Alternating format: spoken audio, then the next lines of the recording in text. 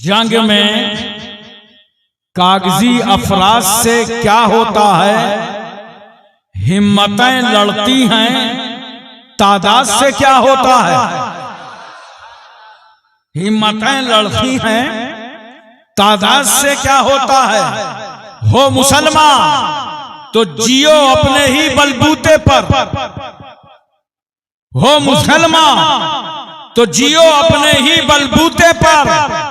रूस अमेरिका की इमदाद से क्या होता है। हो मुसलमान तो जियो अपने ही बलबूते पर, रूस अमेरिका की इमदाद से क्या होता है। 4 मिसरे और सुनिए। हुस्न अखलाक की अनमोल निशानी दे दो, हुस्न अखलाक की अनमोल निशानी दे दो। गम के ठहरे हुए मौजों को रवानी दे दो। तुम हुसैनी हो, तुम हुसैनी हो तो एहसान के मशकीजे से, तुम हुसैनी हो तो एहसान के मशकीजे से।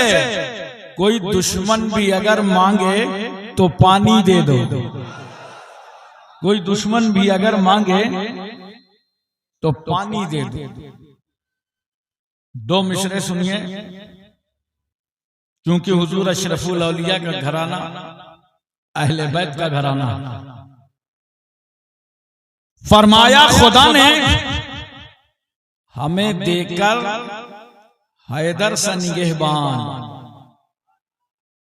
फरमाया खुदा ने हमें देकर हैदर सा निगहबान।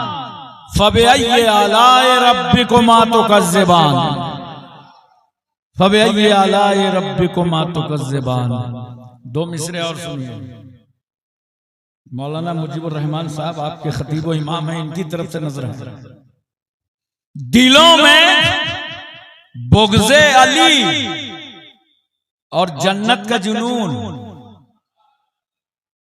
दिलों में बुग़्ज़े अली और जन्नत का जुनून। इन्ना लिल्लाहि व इन्ना इलैहि राजिऊन,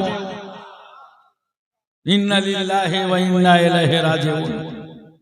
मोहतरम हजरात, सबसे पहले मैं आपसे पूछता हूं, आप उर्से अशरफुल औलिया में आए हैं, मकसद है चलो कुल शरीफ होगा, दुआ होगी, मिलादे पाक का जलसा होगा, अपने दामनों को फर कर वापस पलटेंगे। मगर आज मैं आपसे पूछता हूं, दुआ सुनता कौन है। बोलो अल्लाह, जोर से बोलो। एक बार अल्लाह का नाम ले लो और प्यार से नाम लो, कितनी रहमतें नाज़िल होती हैं। तकबीर पढ़ लो एक बार, अल्लाहु अकबर, अल्लाहु अकबर, ला इलाहा इल्लल्लाह, वल्लाहु अकबर, अल्लाहु अकबर, वलिल्लाहिल हम्द। दुआ सुनता कौन है, जोर से बोलो, पूरा मजमा बोले। और सुनता कहां से है, बोलो। नहीं पता, हर जगह से सुनता है। अल्लाह सुनता है, दुआ अल्लाह ही सुनता है और हर जगह से सुनता है। तो मैं अब आपसे पूछता हूं, जब अल्लाह ही सुनता है, हर जगह से सुनता है, तो मखदूम अलाउल हक पलवी की बारगाह क्यों जाते हो। पीराना पीर अखी सिराजुद्दीन के आस्थाने पे क्यों जाते हो। सैयद सुल्तान मखदूम अशरफ के चौचबी की बारगाह क्यों जाते हो। हुजूर अशरफुल औलिया के आस्थाने क्यों जाते हो। अल्लाह ही सुनता है और हर जगह से सुनता है। तो मजारों पे क्यों जानते हो, जानते हो क्यों जाते हैं। दुआ अल्लाह ही सुनता है, हर जगह से सुनता है। मगर हम मजारों पे जाकर दुआ इसलिए करते हैं कि जहां अल्लाह का वली होता है वहां से अल्लाह की रहमत करीब होती है। चलो खुदा को वहां से पुकारो जहां से खुदा की रहमत करीब। और बहुत सारे लोग मजार जाते हैं, आज तक उनको हाजिरी देने का सलीका नहीं मालूम। गए हाजिरी देने के लिए और जाके मजार को दाबने लगे। लगता है साहिब कब्र बहुत थके हुए हैं, आज ये वफादार मुरीद आया है, सारी थकावट उतार देगा। ये तरीका नहीं हाजिरी देने का। दरियापुर वालों, जब मजारों में जाया करो और दाबने ही का शौक है तो मजार जाके मजार को न दाबा करो, बल्कि घर से निकला करो तो माँ के पैर दबा के निकला करो, बाप की पेशानी चूम कर निकला करो, और फिर जाओ अल्लाह वाले की बारगाह में खड़े हो जाओ, पैतियाने से जाके सलाम करो, और जब फातिहा पढ़ो तो कितनी दूर खड़े हो गए? जितनी दूर से जिंदगी में मुलाकात करते रहे हो। और अगर मुलाकात जिंदगी में नहीं हुई है तो 4 हाथ दूर खड़े हो जाओ और अपनी पीठ काबे की तरफ कर लो। नमाज पढ़ते हो तो मुंह जोर से बोलो काबे की तरफ। मजार पे फातिहा पढ़ो तो पीठ काबे की तरफ। कहां है वो लोग जो हमें बिदती और कब्र पुज्जा कहते हैं? नादान, हमारा तरीका फातिहा देख।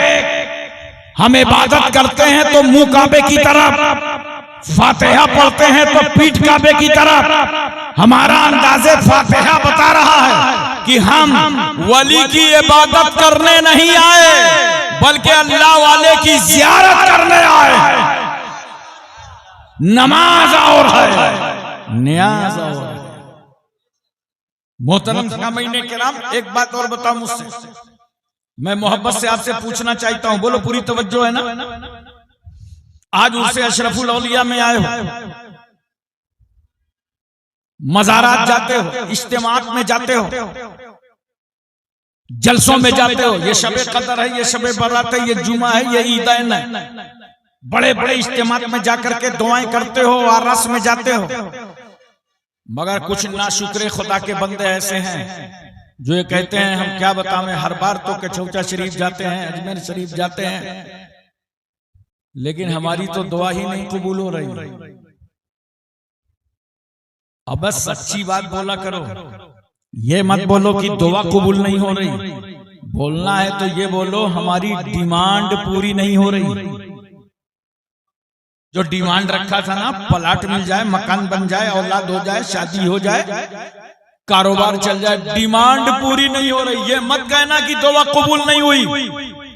क्यों? जो तुम्हारी जुबानों से दुआ के जुमले निकलते हैं, अल्लाह को अहकमुल हकीमीन रब्बुल अरबाब काज़िउल हाजात मौला किबरिया बड़ा कबीर समी खबीर, खुदा को कहते हो ना, ऐ अल्लाह तू हाकिम है, हम महकूम, तू नासिर है, हम मंसूर, तू रहीम है, हम मरहूम, तू कादिर है, हम मकदूर, तू मसजूद है, हम साजिद, तू माबूद है, हम आबिद। ऐ अल्लाह तेरी मर्जी के बगैर एक जर्रा भी हरकत नहीं कर सकता, तेरी मशीयत के खिलाफ कुछ नहीं हो सकता। सब हर चीज पर तू कादिर है। इन अल्लाह अला कुल्ली शैइन कदीर, हर चाहे पर तू कादिर है। लिल्लाहि मुल्कु समावाति वल अर्द, जमीन और आसमान की बादशाहत तेरे लिए है। जो दुआ में अल्लाह को याद करते हो ना, डिमांड पूरी हो या ना हो, मगर ये जो दुआ के जुमले निकले हैं, ये जो आमीन कहा है, अल्लाह ताला इस दुआ के सदके में तुम्हारे साथ होने वाले हादसे को टाल देगा। लेकिन इंसान बहुत जरी है, वो कह सकता है मेरे साथ कोई हादसा भी नहीं था, जबकि इल्म यकीनी अल्लाह को है। मगर मैं तस्लीम किए लेता हूं कि डिमांड भी पूरी नहीं हुई, हादसा भी नहीं टला, तो दुआ का तीसरा फायदा सुनो। मैदान हश्र में अल्लाह तबारक व तआला तुम्हारी इस दुआ को तुम्हारे नामे आमाल में जखीरा कर देगा, नेकियों का जखीरा बढ़ जाएगा। तो उस वक्त बंदा कहेगा, मोमिन कहेगा, काश हमारी और दुआएं कबूल ना होती और आज सबका सिला मैदान हश्र में मिल गया होता। इसलिए ये उर्स मनाए जाते हैं, ये दुआओं की महफिल की जाती है। हुजूर अशरफुल औलिया रहमतुल्लाह ताला अलैह तो अपनी पाकीज़ा जिंदगी में दुआ भी फरमाते थे और पूरी कौम से तौबा भी करा देते थे। तकरीबन 71 साल जिंदगी जो एक सूरज के छौशा मुकद्दसा से तुलू हुआ था और 71 साल के बाद उसी जमीन पर डूब गया।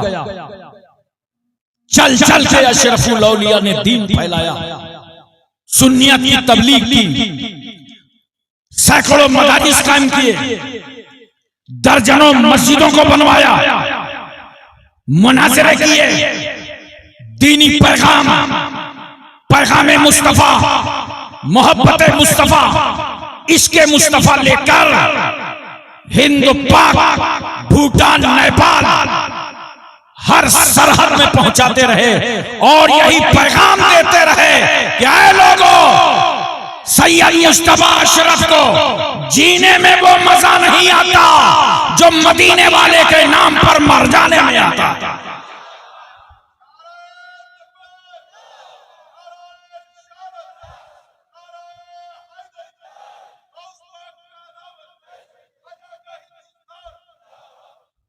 मोहतरम सामीने किराम, बंगाल वालों, तुम्हें तो हर कदम अशरफुल औलिया का शुक्रिया अदा करना चाहिए। जो बंगाल में उन्होंने खिदमत की, वरना बंगाल सिसक रहा था, बदअकीदगी सवार थी, दया बना चौराहे चौराहे पे नजर आ रहे थे, इसके रसूल पर टाका डालने वाले हर संत दिखाई पड़ रहे थे। बंगाल की पूरी जमीन चीख रही थी, कांप रही थी, और अलाउल हक पंडवी आईना हिंद की रूहानियत कह रहे थी, मौला अब भेज इस जमीन पर अपना बंदा, भेज देने बंदा। अशरफुल औलिया आए और आने के बाद गांव गांव जाके, कलिया कलिया, शहर शहर, नगर नगर, डगर डगर दीन मतीन की तबलीग करते रहे और दीन समझाते रहे। जरूरत पड़ी, तुम्हारे घरों में बलाएं आई तो अशरफुल औलिया ने वहां कदम रखकर उन्हें निचोड़ दिया। मुसीबतों के पहाड़ आए, अशरफुल औलिया ने दुआ की, मुश्किलें टल गईं। मुझे तो एक बहुत प्यारी बात याद आ गई, खुद हजरत ने मुझसे बयान फरमाया, टिकिया पाड़ा कलकत्ता में एक कॉन्फ्रेंस में मैं शरीक था, हजरत ही की दावत पर हाजिर हुआ था। तो फरमाने लगे, टिकिया पाड़ा में एक ऐसा वाकया पेश आया कि एक औरत के ऊपर जिन सवार था और बड़े बड़े फूंक झाड़ करने वाले आए। वो दूसरी मंजिल पर रहती थी और लोग नीचे से जीना से चढ़ते थे। चढ़ते चढ़ते जब दूसरी मंजिल के जीने पे जाते थे तो इतना खतरनाक जिन था, वहीं से उठा के फेंक देता था। सब अपना मुसल्ला तस्बीह लेके नीचे आ जाते थे। ये मुसलसल हो रहा था। तो हजरत बयान फरमाते हैं, हुजूर अशरफुल औलिया कि मौलवी साहब क्या बताएं, वो सब मेरे पास आ गए और कहा, हुजूर चलिए दुआ फरमा दीजिए, हम बहुत परेशानियों से तंग हैं। और वो औरत कपड़े नहीं पहनती थी, उसके बदन पे कोई कपड़े नहीं रहते थे, उतार के फेंक देती थी। बड़े से बड़े दुआ ताबीज करने वाले की हिम्मत ना थी कि उस कमरे में दाखिल हो जाए। तो हजरत ने फरमाया, मैंने कहा चलो चलते हैं भाई, इज्जत मखदूम अशरफ बचाएंगे, इज्जत सैयद सुल्तान अशरफ बचाएंगे। फरमाते हैं मैं चला, खूब दुआएं पढ़ी, अपना इन्हिसार किया, हिसार करके, और मैं जब जीने पे चढ़ा तो हिम्मत करके पहली मंजिल पे चढ़ गया। बोलो सुभान अल्लाह, अरे दिल लगा के बोलो सुभान अल्लाह। उसके बाद फरमाते हैं जब मैं दूसरी मंजिल पर चढ़ा तो मेरे रोंगटे खड़े हो गए। मैं समझ गया बहुत खतरनाक, लेकिन एक सीढ़ी चढ़ा, दो सीढ़ी चढ़ा, और जब दूसरी मंजिल में कमरे वाली सीढ़ी के पास आया तो अंदर से उस जिन ने कहा, ठहरिए सैयद मुस्तफा अशरफ, अंदर ना आइएगा, अभी मैं बरहना हूं, मुझे चादर लाओ। हजरत फरमाते हैं एक चादर लेकर के फेंकी गई, उस औरत ने चादर को लपेट लिया और उसके बाद कहा, अब आप ऊपर आ सकते हैं। हजरत फरमाते मैं ऊपर दाखिल हुआ। मैंने कहा, भाई इस औरत को क्यों परेशान कर रहे हो, छोड़ो, वापस चले जाओ, मुस्तफा अशरफ आया है, निकल जाओ। उसने कहा, हुजूर बड़े बड़े तावीज वाले, गंडे वाले आए थे, ये कलकत्ता तो दुआ तावीज वालों की मंडी है।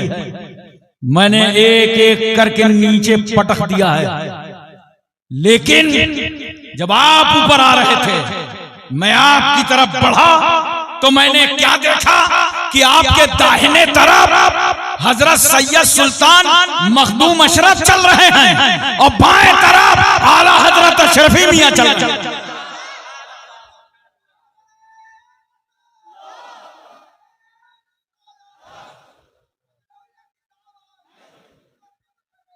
नहीं छोड़ेंगे यार, नहीं छोड़ेंगे। तो उसने कहा, मैं वहीं पर रुक गया, कहा ये जो बुजुर्ग आ रहे हैं आने दो, आज इनके सदके में मखदूम अशरफ की जियारत हो रही है, आला हजरत अशरफी मियां की जियारत हो रही है। मैं कचौचा का निकाला हुआ हूं, आज आपके सदके में मखदूम कचौचा की जियारत हो गई है, अब आप जो कहेंगे वो हो। हजरत ने फरमाया इसे छोड़ो, वापस चले जाओ। हुजूर अशरफुल औलिया फरमाते हैं उसी वक्त वो औरत बेहतर थी। बोलो मोहब्बत से सुभान अल्लाह। मोहतरम सामीन किराम, तवज्जो करने का मकाम है। एक बात और याद आ रही है मुझे, बड़ी प्यारी बात याद आ रही। बोलो मोहब्बत से सुभान अल्लाह। तो मैं अर्ज कर दूं, सब अशरफुल औलिया के दीवाने हो, उनकी मोहब्बत में आए हो, उनका उर्स मनाने के लिए आए हो, उनकी याद मनाने के लिए आए हो। तवज्जो कीजिए, जब आला हजरत अशरफी मियां रहमतुल्लाह ताला अलैह, ये दादा हुजूर हैं, हुजूर अशरफुल औलिया, जब उनके विसाल का वक्त करीब आया और अय्यामे अलालत में थे, कमजोरी नकाहत बहुत बढ़ गई, पूरा खानदान हुजूर अशरफी मियां की खिदमत में लगा हुआ था, बड़े बूढ़े बुजुर्ग सब खिदमत में। जब ऐसे हालात होते हैं घर के, तो बच्चे भी खिदमत में आ जाते हैं। तो हुजूर अशरफुल औलिया भी आ गया, कम उम्री का जमाना था। थोड़ी देर के बाद आला हजरत अशरफी मियां फरमाते हैं सब लोग बाहर निकल जाएं। सब लोग रूम खाली कर देते हैं, बाहर चले जाते हैं। कुछ बच्चे हम लोग रह गए थे, तो हजरत ने फरमाया बच्चों तुम भी बाहर चले जाओ। तो सारे बच्चे बाहर चले गए, मगर हुजूर अशरफुल औलिया नहीं गए। हजरत ने फरमाया अशरफी मियां रहमतुल्लाह अलैह ने, मुस्तफा अशरफ तुम भी बाहर जाओ। कहा नहीं, मैं तो दादा जान के पास रहूंगा। आपने कहा नहीं, मैं तो दादा जान के पास रहूंगा, मैं नहीं जाऊंगा। तो हजरत ने फरमाया चले जाओ। कहा नहीं, मैं दादा का दामन नहीं छोड़ूंगा, मैं दादा के पास रहूंगा। तो फरमाया अच्छा सुनो, नहीं जाओगे? कहा नहीं जाएंगे। तो कहा मेरी चारपाई है, इस चारपाई के नीचे चले जाओ। अरे जोर से बोलो सुभान अल्लाह। अब अशरफी मियां रहमतुल्लाह अलैह चारपाई पे लेते हैं, चारपाई के नीचे हुजूर अशरफुल औलिया, कम उम्री का जमाना। उसके बाद क्या होता है, थोड़ा वक्त गुजरा, मतलब कि वो ऐसा वक्त था आला हजरत अशरफी मियां पर कि इतनी नकाहत और कमजोरी थी कि आप खड़े नहीं हो पा रहे थे। तो हुजूर अशरफुल औलिया फरमाते हैं थोड़ा वक्त हुआ कि कुछ मुकद्दस हस्तियां आ गईं। अरे जोर से बोलो सुभान अल्लाह। कुछ मुकद्दस हस्तियां आ गईं, और जैसे ही वो मुबारक हस्तियां आई तो मेरे दादा जान अपनी चारपाई से खड़े हो गए, उनकी ताज़ीम किया। और अरबी में कुछ बात होती रही, अरबी में कुछ बात होती रही। थोड़ी देर के बाद वो तशरीफ ले गए। तो मैंने पूछा, मैंने कहा बाबा जान ये बताइए, आपको तो इतनी कमजोरी थी, उठ बैठ नहीं पाते थे, और जब ये मुबारक हस्तियां आई तो आप खड़े होकर ताज़ीम कर रहे थे। कहा बेटा तुम्हें मालूम है इसमें कौन आया था? अरे कमजोरों को ताकत देने वाले रसूल आए थे, बेसहारों को सहारा देने वाले गौसे आजम आए थे, ख्वाजा अजमेरी आए थे, मेरे जद्दे करीम सैयद मखदूम अशरफ कचौचवी आए। तो आला हज़रत अशरफी ने फरमाया, सुनो सैयद मुज्तबा अशरफ, ऐसा है ये किसी को बताना मत, तवज्जो कीजिए, किसी को बताना मत। ये तो हुक्म फरमाया ही, आगे देखो क्या फरमाया। फरमाया अगर किसी को अपनी जुबान से बता दोगे तो तुम गूंगे हो जाओगे। अल्लाह अकबर कबीरा। या इतनी सख्ती से रोका कि बताना मत। अब कौन चाहेगा कि बता के मैं गूंगा हो जाऊं? का बताना मत वरना गूंगे हो जाओ। कौन रोकेगा? आजकल के पीर साथ में एजेंट रखते हैं, बोलो जबरदस्ती वो करामतें गढ़ा करते हैं। ट्रेन छूट जाए तो करामत और ट्रेन मिल जाए तो करामत। लेकिन हजरत आला हजरत अशरफी मियां को देखो अपनी करामत किस तरह छुपा रहे हैं। बताना मत किसी को जब तक मैं जिंदा हूं, मेरी जिंदगी में किसी को मत बताना। हजरत के विसाल के बाद जब हुजूर अशरफुल औलिया ने यह वाकया बताया तो पूरा खानदान रो रहा था और हजरत अशरफी मियां की अजमतों के तराने गा रहा था। और हुजूर अशरफुल औलिया जब इस वाकये को बयान किया करते थे तो अक्सर व बेशतर मुरीदीन में रो रो के बयान किया करते थे। वो शख्सियत है, वो जाते गिरामी है हुजूर अशरफुल औलिया, जिनके उर्स की सआदत अल्लाह ताला ने दरियापुर वालों को अता फरमाई। मोहतरम सामईन किराम, एक करामत तो हुजूर अशरफुल औलिया की ऐसी है जिसमें आधा मैं शरीक हूं उस करामत के देखने में। बोलो मोहब्बत से सुभान अल्लाह। आधा नहीं आप पूरा कह सकते हैं। एक बार हुजूर अशरफुल औलिया मेरे मादरे वतन तशरीफ ले गए। मेरी पैदाइश जो है वो उत्तर प्रदेश में एक शहर है फतेहपुर, उसका एक महल्ला है अस्ती। वहां रसूल मदनी कॉन्फ्रेंस थी तो हजरत को मैंने मदू किया और हुजूर कादरी मियां साहब किबला भी थे। जब हजरत फतेहपुर शहर तशरीफ ले गए तो एक सूफी साहब थे, उन्होंने आके मुझसे बड़ी मिन्नत समाजत की, कहा मेरे घर हजरत को ले चलें आप। मैंने कहा नहीं भी हजरत का प्रोग्राम है, जहां है वहीं तशरीफ लाएं। अरे बोले बड़ा करम होगा, बड़ी इनायत होगी। मैंने कहा हुआ क्या? कहा क्या बतावें, घर में 5 बेटियां हो गई हैं मेरे, और मैं चाहता हूं कि आज हजरत के कदम मुबारक पड़ जाएं तो अल्लाह इनकी दुआ से मुझे एक बेटा अता फरमा दे। तो मुझे भी बड़ा तरस आया। मैंने कहा चलो भाई लगे हाथ, ये सूफी साहब का काम हो जाए, बहुत अच्छा है। हजरत से मैंने गुजारिश किया, मैंने कहा हुजूर ये सूफी साहब आए हैं, बहुत बसीद हैं, चलिए इनके घर चाय पी लीजिए चल करके। और हजरत इतना मुझ पर करम फरमाते थे कि फौरन राजी हो गया। कहा चलो चलो। तशरीफ ले गए, चाय वाय पी के फारिग हुए। सूफी साहब आए, मैंने बैठाया। मैंने कहा हजरत ये सूफी साहब की बीवी उम्मीद से हैं, हालत हमल में हैं, 4-5 बच्चियां ऑलरेडी इनके घर में हैं। अब ये चाहते हैं कि हजरत दुआ फरमा दें तो मेरे एक बेटा पैदा हो जाए। ये बड़ी तमन्ना लेके आए हैं कि औलादे नूरुल ऐन आए हैं, मखदूम अशरफ की मानवी औलाद आई है, खानदाने रिसालत के वो फर्जंद तशरीफ लाए हैं। हुजूर दुआ फरमा दें, हुजूर दुआ फरमा दें। अल्लाह अकबर कबीरा। तो हजरत ने दुआ फरमा दी, जाओ मियां मैं अल्लाह से दुआ करता हूं, अब पैदा होने वाला तुम्हारे घर में बेटा पैदा होगा। अरे मोहब्बत से बोलो सुभान अल्लाह। पैदा होने वाला बेटा पैदा होगा। सूफी साहब थोड़ा बहुत चालाक थे, कहने लगे हजरत नाम क्या रखेंगे? उन्होंने सोचा लगा नाम भी पूछ लो। कहा हुजूर नाम क्या रखेंगे? मगर आज तो अशरफुल औलिया का दरिया रहमत फैज पर था, सावन भादों की तरह आज बरस रहा था।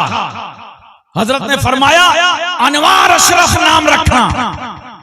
तो सूफी साहब कुछ ऊपर नीचे हुए, कहा एहरार अशरफ रख लेना।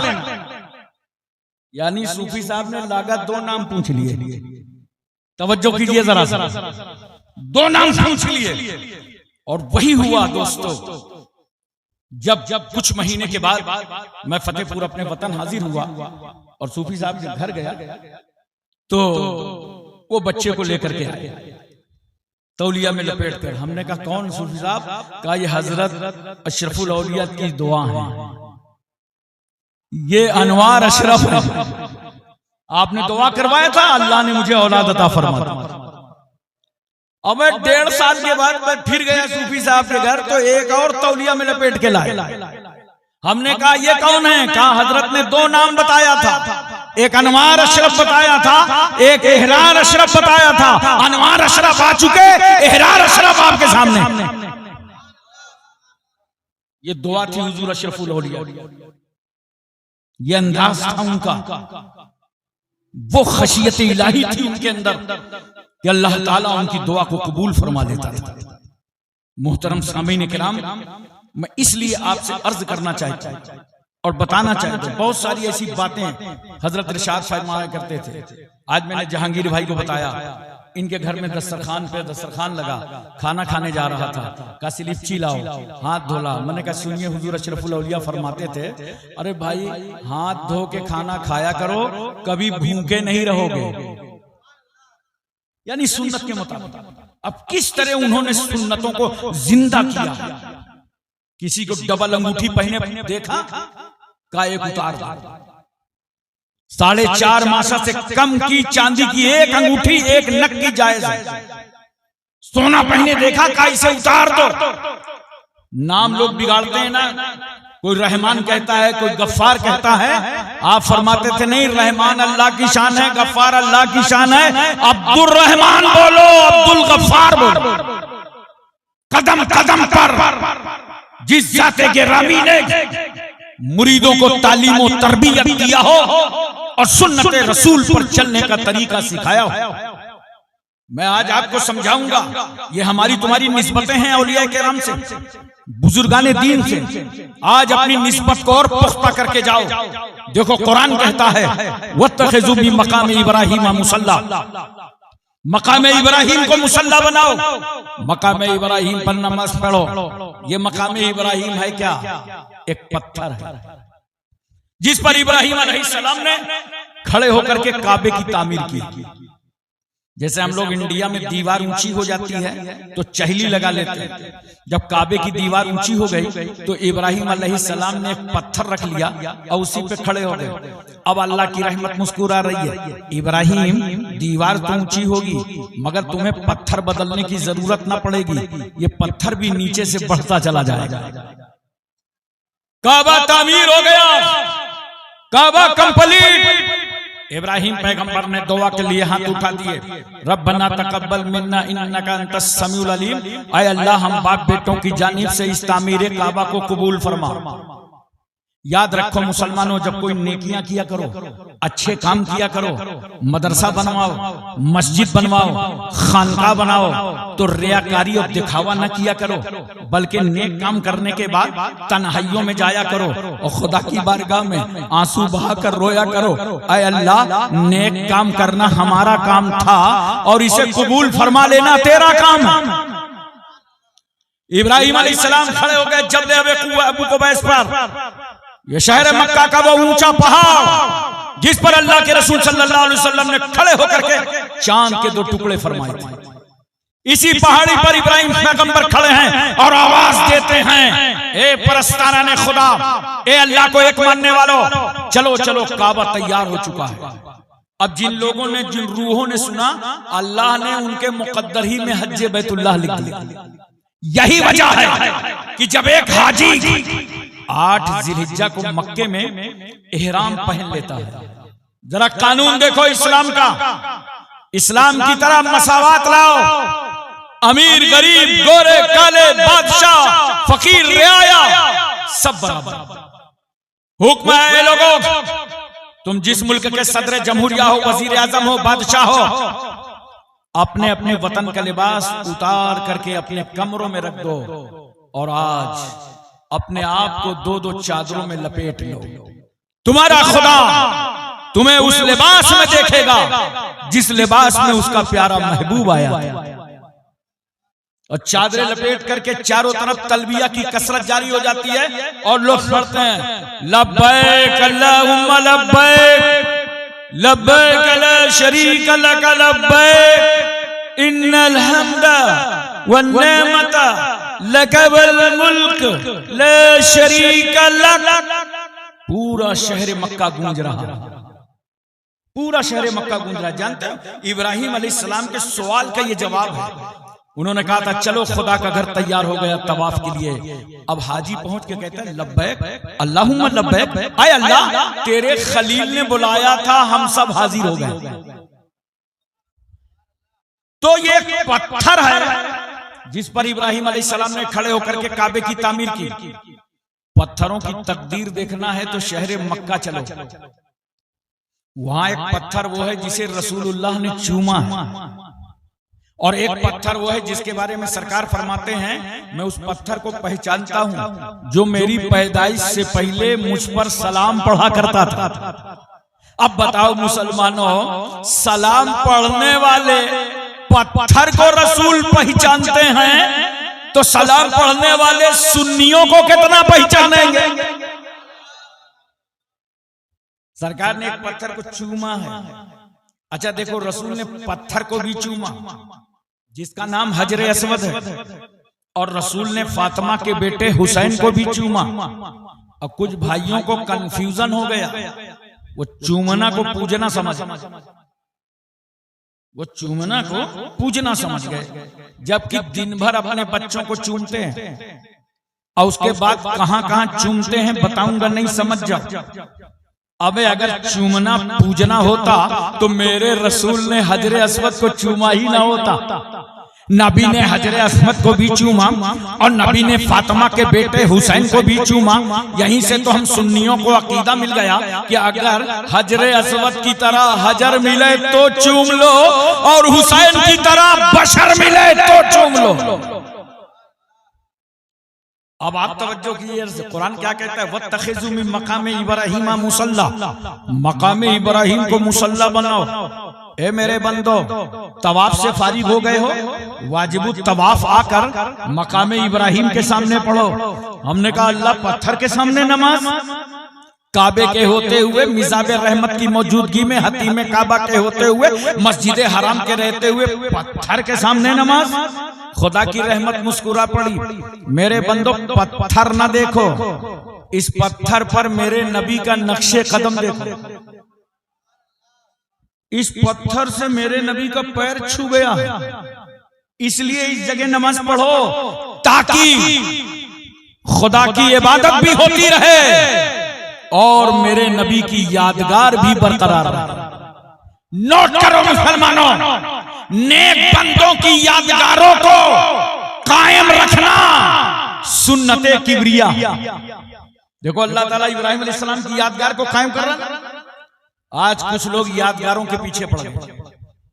मिलादुन नबी का जुलूस नहीं निकलना चाहिए। एक साहब मुझसे कहने लगे उर्स नहीं होना चाहिए। मैंने कहा क्यों? कहा औरतें जाती हैं। तो मैंने कहा शादी नहीं होना चाहिए। बोला क्यों? मैंने कहा औरतें जाती। अगर यही फार्मूला इंडिया में नाफिज किया गया तब तो भारत के सियासी नेताओं को अलग से एक जमात बनाना पड़ेगा, ऑल इंडिया रड़ुआ समाज। अबे शादी भी होगी, उर्स भी होगा, मगर दोनों शरीयत के मुताबिक होंगे। बोलो मोहब्बत से सुभान अल्लाह। दोनों शरीयत के मुताबिक होंगे। जरा गौर से देखना, बात बिल्कुल समझ में आ जाएगी। ये देख रहे हो ना? बोलो, समझ रहे? इसे क्या कहते हैं बताना मत, मगर इसका कितना ख्याल रहता है।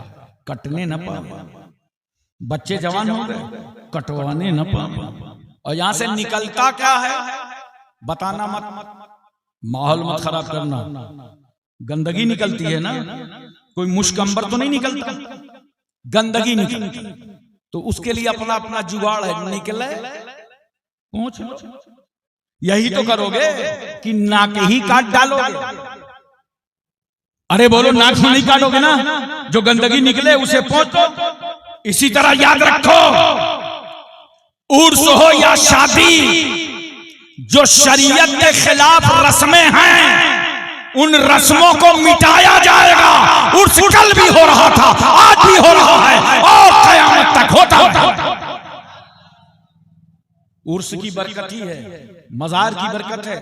सबसे पहले शख्स को मैंने जब हिंदुस्तान में कलमा पढ़ाकर मुसलमान किया तो मजार ही की बरकत थी। हजरत मखदूम शाह आला रहमतुल्लाह ताला अलैह जाजमऊ शरीफ कानपुर में एक साहिब कब्र 763वां इस साल सालाना उर्स हुआ और अल्हम्दुलिल्लाह कुल की तकरीब में ये फकीर दुआ करता है तकरीबन 5 लाख का मजमा होता है। हिंदू मुस्लिम सिख ईसाई बगैर भेदभाव के सभी आते जाते। एक 22 साल का नौजवान लड़का था, वो मेरे पास आया, कहा गुरुजी मुझे कलमा पढ़ा दीजिए। मैंने कहा भी क्या बात, कोई शादी वादी का चक्कर है, कोई माल मसाला मिल रहा है?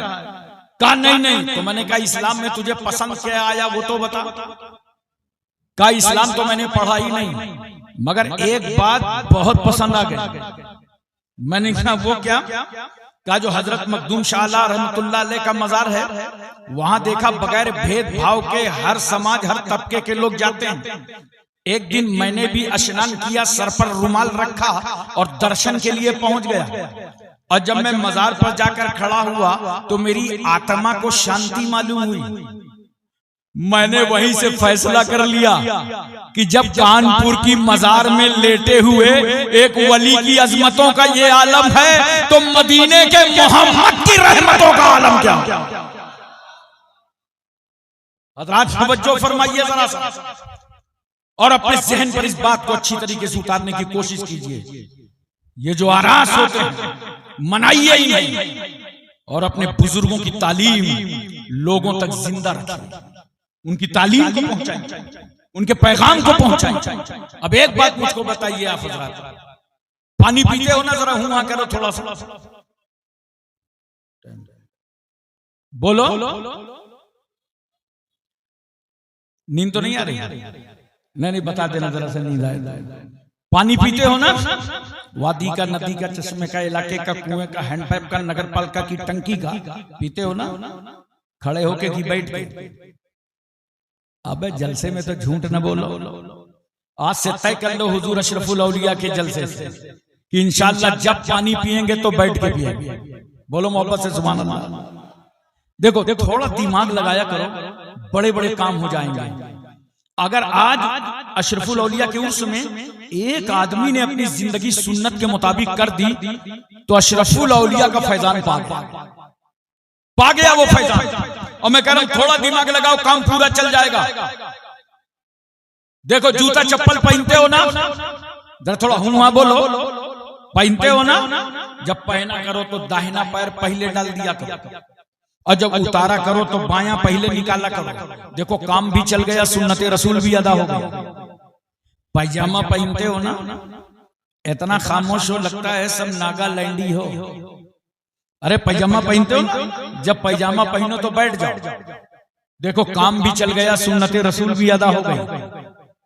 खाना खाते हो ना, दस्तरखान लगा लो, नमक से शुरू करो, नमक पे खत्म करो। 70,000 बीमारियों का इलाज है। और जब दस्तरखान में हाथ धुलाओ तो जो सबसे कम उम्र हो पहले उसके हाथ धुलाओ। क्यों? अगर बड़े बड़े लोगों के हाथ धुलाओगे तो छोटा वाला बैठे बैठे सोचेगा या अल्लाह जहां ऐसी पर्सनालिटीज हो खुदा खैर करे, उधर का माल इधर सप्लाई होगा या नहीं? तो बच्चे का दिल टूटेगा। और इस्लाम दिल तोड़ने नहीं आया, इस्लाम तो टूटे हुए दिलों को जोड़ने के लिए आया। पहले कम उम्र के हाथ धुलाओ और जब खाने से फारिग हो जाओ तो जो सबसे बुजुर्ग हो उसके हाथ धुलाओ ताकि उसकी अजमत का परचम भी लहराता नजर आए। और प्लेट साफ कर, बहुत सारे लोग जानते हो दस्तरखान साफ कर देते हैं, प्लेट नहीं साफ करते। ये प्लेट साफ करोगे ना तो प्लेट अल्लाह की बारगाह में तुम्हारे लिए दुआए मगफिरत करेगी। बोलो अपनी जिंदगी गुजारोगे, अपनी जिंदगी में तब्दीली लाओगे, अशरफुल औलिया की मोहब्बत में अपने आप को बदलोगे? बदलो, उनका उर्स हो रहा है, बदलो, अशरफुल औलिया के नाम का जलसा हो रहा है। लाओ तब्दीली अपने आप में। देखो सारा पानी जो पीते हो तो बैठ कर, और अगर कोई आबे जमजम ला के दे दे, जोर से बोलो, खड़े होके, सारा पानी बैठ के, आबे जमजम खड़े होके। क्यों भाई? सारा पानी बैठ के, आबे जमजम खड़े होके। तो आप कहेंगे हजरत ये आबे जमजम है, इस्माइल अलैहिस्सलाम की एड़ी से छू गया, इस्माइल अलैहिस्सलाम की एड़ी से टच हो गया। अच्छा, एक पानी नबी की एड़ी से छू जाए तो उस पानी की ताजीम।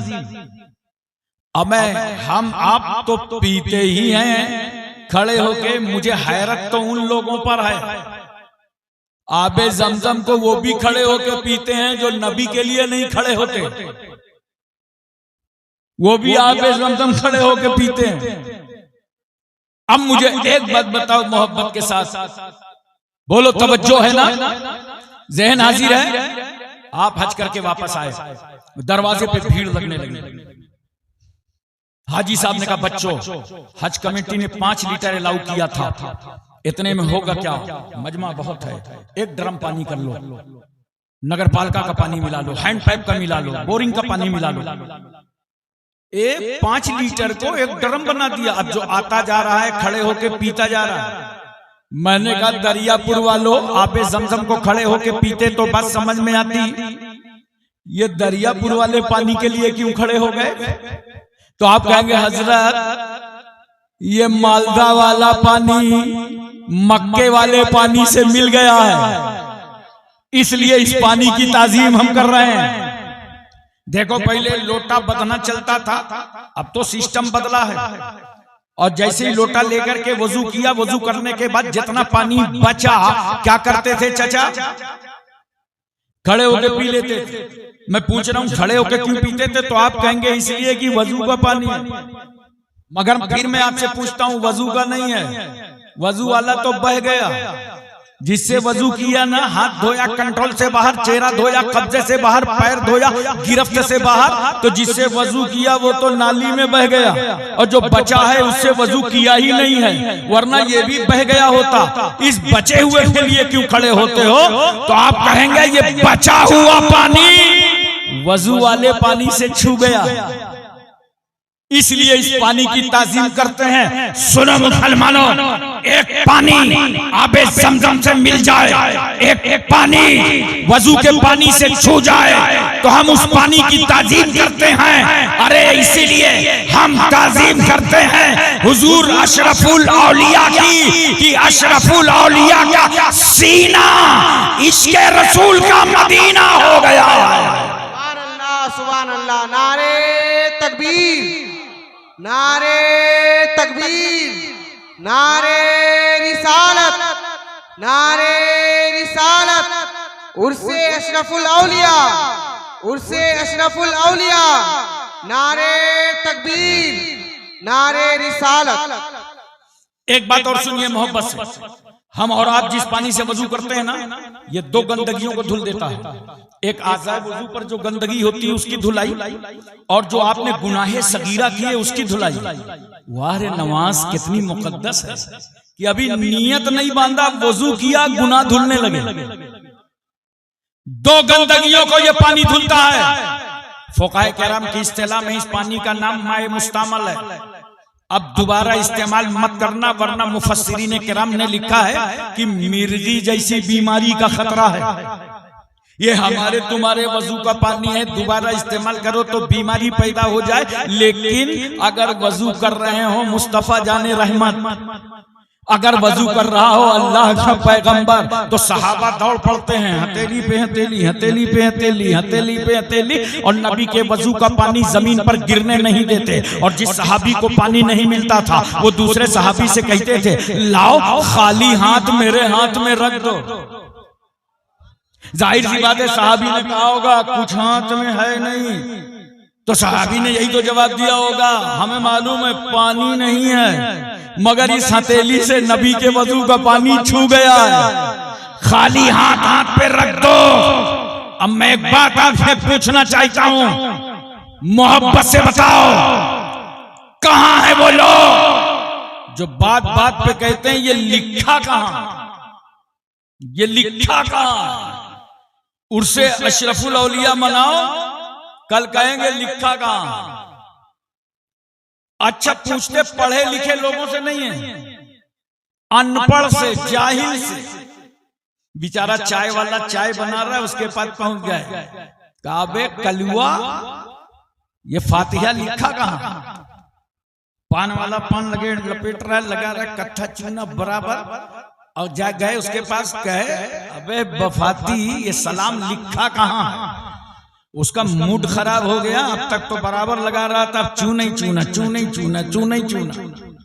किससे पूछ रहे हैं? जाहिल से पूछ रहे हैं, लिखा कहां? और कुरान क्या कहता है? फसलू अहला जिक्र इन कुंतुम ला तालमून। जिन बातों का तुमको इल्म ना हो वो अहले इल्म से पूछ लिया करो, वो उलमा से पूछ लिया करो। इन्होंने पलटी मार दी, कहा अल्लाह तूने कहा था अहले इल्म से पूछो, हम जाहिलों से पूछेंगे, ये लिखा कहां है? ये लिखा कहां है?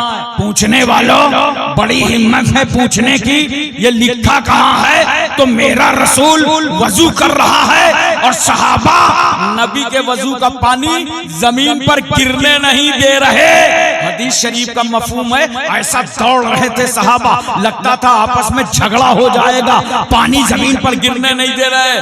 चल हिम्मत है तो पूछ सहाबा से, ये लिखा कहां है? जुरत पूछ सहाबा से, ये लिखा कहां है कि जब नबी वजू करें तो नबी के वजू का पानी जमीन पर गिरने न देना? अरे बताइए लिखा कहां है? पूछ। है हिम्मत? तुम्हारे हिम्मत नहीं है, तुम नहीं पूछ सकते, मगर हम अहले सुन्नत हैं, अहले मोहब्बत हैं, अहले निस्बत हैं। हम खाकसारी इनकिसारी के साथ सहाबा के दरबार हाजिर हुए, हमने कहा इज्जत माफ सहाबा, रिफत माफ सहाबा, तकद्दुस माफ सहाबा, इस्मत माफ सहाबा, आपके कदमों पर हमारे माँ बाप कुर्बान। ये तो बताइए, अल्लाह का रसूल जब वजू कर रहा था और वजू का पानी गिर रहा था तो आपने जमीन पर गिरने नहीं दिया। ये लिखा कहां है? ये लिखा कहां है? तो सहाबा का अमल बोलेगा। अरे नादान, ये हमारे इश्क की किताब में लिखा है, इश्क की किताब में लिखा है कि हम अदाए आशिकाना दिखाते जाएं और मुस्तफा खामोश होकर उसे साबित फरमाते चले जाएं। सुनो, इश्क वो चीज है,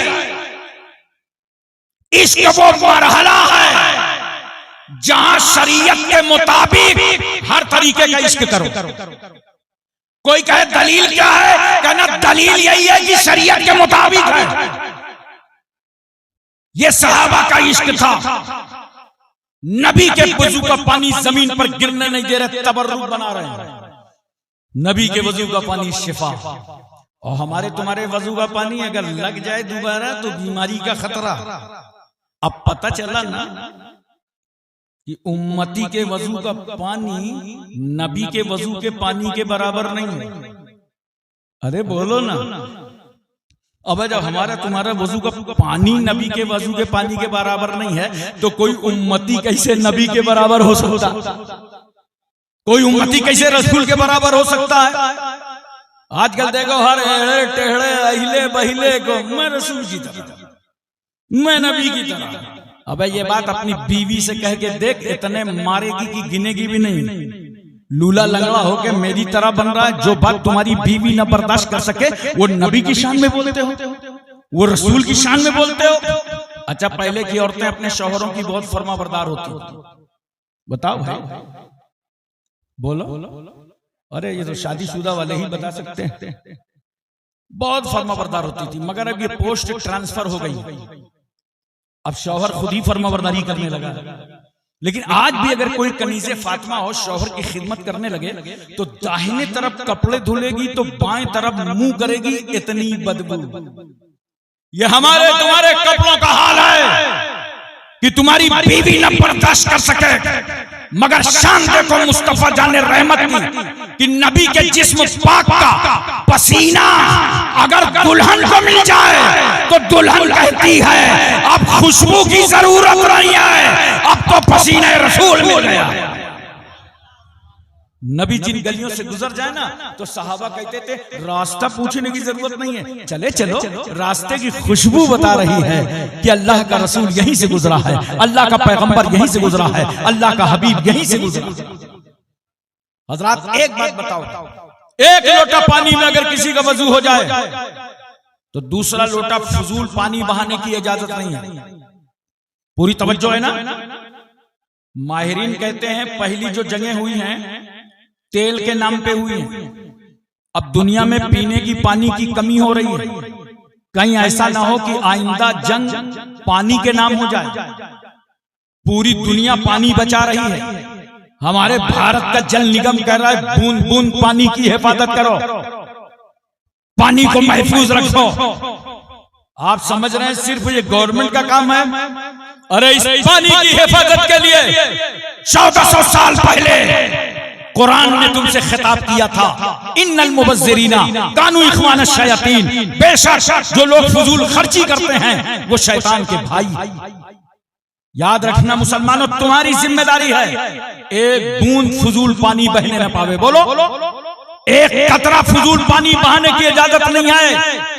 तो एक लोटा पानी में वजू हो जाए तो एक कतरा फजूल पानी बहाने की इजाजत नहीं है। समझा दो अमेरिका को, बता दो बर्तानिया को, इसराइल के गुंडों के दिलों दिमाग में उतार दो, भारत की जमहूरियत के माथे पर जबर का टीका लगाने वालों को समझा दो, जो इस्लाम एक कतरा फजूल पानी बहाने की इजाजत ना दे, वो इस्लाम किसी का खून बहाने की क्या इजाजत दे।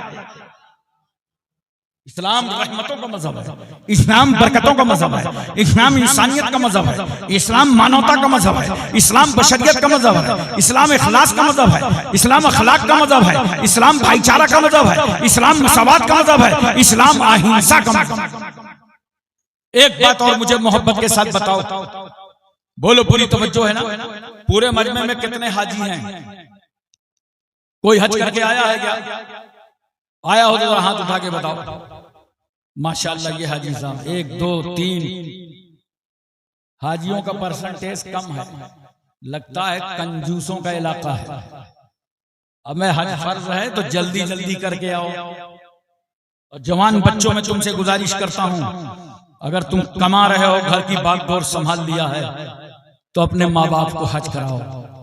अल्लाह दुनिया में बहुत दौलत से तुम्हें नवाजेगा, मगर जब माँ बाप का साया नहीं रह जाएगा तुम पछताते रहोगे। हमारे माँ बाप होते तो उन्हें भी हम हज करा देते। और हज करने से, कराने से याद रखना गरीबी नहीं आती। हज करने वाले जब पूछ लो, अल्लाह ताला उसका रिस्क और कुशादा फरमा देता। अब देखो जरा सा, हज का रुकने आजम है वकूफे अरफा, मैदान अरफात में ठहरना। कब तक ठहरोगे? जब तक सूरज न डूब जाए। तवज्जो चाहिए। जब तक हाजी को अरफात से निकलने की इजाजत नहीं है, सूरज डूब जाए निकल पड़ो, लेकिन अब नमाज पढ़ने की इजाजत नहीं है। हमने कहा अल्लाह सूरज डूबने से पहले निकलने की इजाजत नहीं, सूरज डूब गया, अब हम नमाज मगरिब की नहीं पढ़ सकते। नहीं बंदो, जाओ मुज़दलिफा में इशा और मगरिब साथ में पढ़ना। हमने कहा मस्जिद नबी, मस्जिद कुबा में, मस्जिद जुमा में, मस्जिद किबलतैन में, मस्जिद अबू ज़र गफारी में, मस्जिद बिलाल में, मस्जिद अबू बकर में, मस्जिद उमर में, मस्जिद उस्मान में, मस्जिद अली में, जहां जहां सूरज डूब गया वहां वहां मगरिब की नमाज हो रही है। हमें सूरज डूबने से पहले निकलने की इजाजत नहीं, सूरज डूब गया मगरिब पढ़ने की इजाजत नहीं। खुदा की रहमत मुस्कुरा पड़ी। मेरे बंदो, तुम मैदान अरफात में मगरिब कैसे पढ़ोगे जब मेरे महबूब ने नहीं पढ़ा? मेरे हबीब ने तो मुज़दलिफा में पढ़ा था। अल्लाह अकबर, क्या इत्तिबाए रसूल है, क्या ताल्लुके रसूल है। अगर मैदान अरफात में मुस्तफा मगरिब ना पढ़े तो किसी उम्मती को इजाजत नहीं है पढ़ने की। वहीं पढ़ना मुज़दलिफा में जहां रसूल ने पढ़ा। हमने कहा परवरदिगार आलम वहां जाते जाते तो मगरिब का टाइम निकल जाएगा, इशा का हो जाएगा, हमारी तो मगरिब कज़ा हो जाएगी। खुदा की रहमत मुस्कुरा रही है। मेरे बंदो, आज तुम्हारा खुदा तुम्हारी मगरिब को कज़ा नहीं होने देगा। अगरचे तुम इशा के वक्त अदा करोगे तब भी अदा ही कबूल फरमाएगा। ये है ताल्लुके मुस्तफा।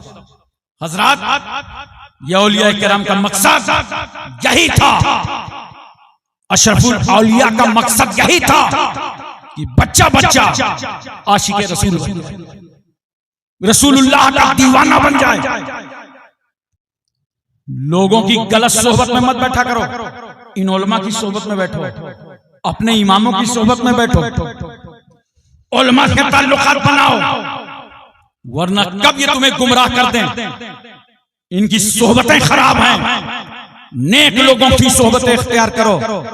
एक साहब मुझे मिल गए बंबई रेलवे स्टेशन पे, कह रहे थे हुजूर सल्लल्लाहु अलैहि वसल्लम के चाहने से कुछ होता है क्या? अरे मैंने कहा नादान, तुम वही लोग हो कि कुरान पढ़ते हो मगर कुरान हलक से नहीं उतरता।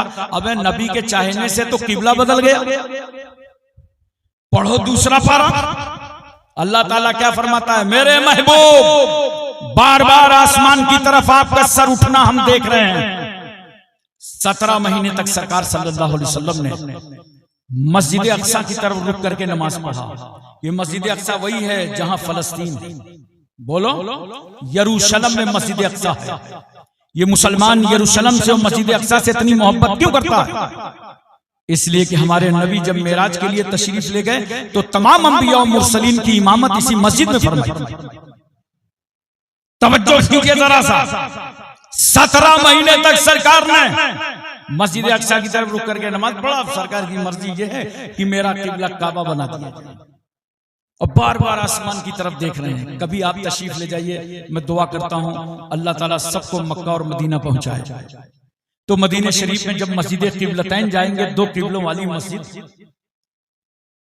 मैं तो वहां पहुंचा तो एक मुसल्ले का रुख काबे की तरफ है और एक मुसल्ले का रुख पुश्त पर बना है जो मस्जिद अक्सा की तरफ है। इसी तरफ सरकार खड़े थे और नबी की मर्जी क्या थी कि मेरा किबला काबा बना था। अल्लाह ने फरमाया महबूब बार बार आसमान की तरफ आपका सर उठना हम देख रहे हैं। फवल्ले वजहका शत्रल मस्जिदिल हराम, तो अपना चेहरा आप मस्जिद हराम की तरफ कर लिया।